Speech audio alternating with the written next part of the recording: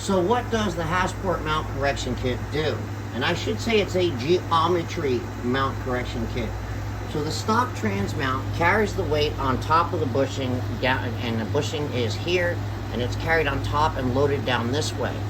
Well, the Hasport mount kits, they carry the weight below. This changes the geometry. This is why initially when they had them with 3 M10 bolts, they would literally shear 3 M10 bolts. And I mean M10 in the thickness of the thread of the bolt, not the actual top of the bolt. The factory used only one 12mm top bolt, which is actually an M8, and they do not break. This is because they're designed to be a pendulum swing, not a side load. By using this geometry, you create side load, which shears the bolts off. What does the correction kit do?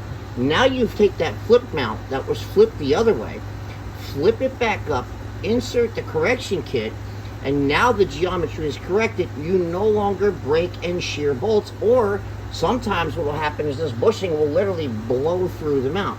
You eliminate these problems, and it eliminates a fair amount of vibration as well, because with the full mount kit, I was pretty surprised on the 62 durometer how much vibration is caused when that correction kit is not in there.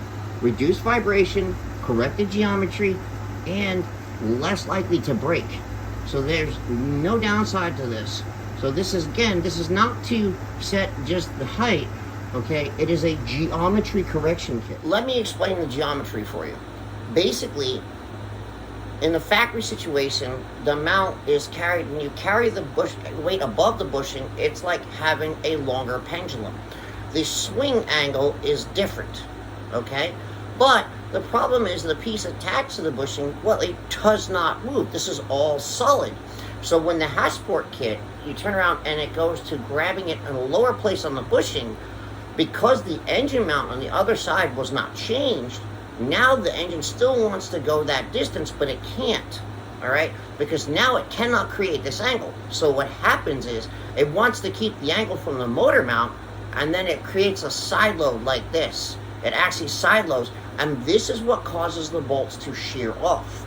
So that is what the kit does. It is not a matter of the fact that it's a flip mount. I'm well aware it's a flip mount. It's a geometry correction kit. Here we can see I have the correction kit on my car, and I have the older 3M10 setup with the correction kit in there, and I have never had a failure, and I have put 600 foot-pounds of torque through this mount. I have not had a bushing failure, nor have I had any issues with the bolt shearing, and I've taken this off and looked underneath, and it still doesn't show any signs of scuffing or scraping underneath that where the bolts go.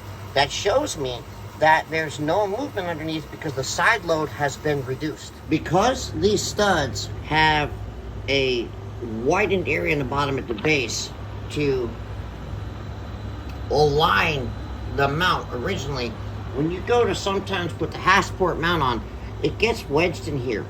And part of the issue with that is you're not really putting the mount into a neutral position, because when you let the engine down and you go to tighten everything, you're going to end up with it stuck against here, so the mount can't slide forward or backwards in order to achieve a more neutral position to help reduce vibration.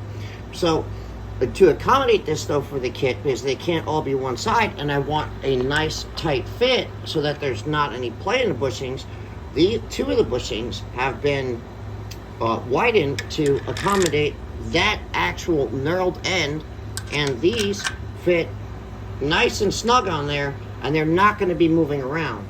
So that also adds to alignment of the trans mount and reducing vibration.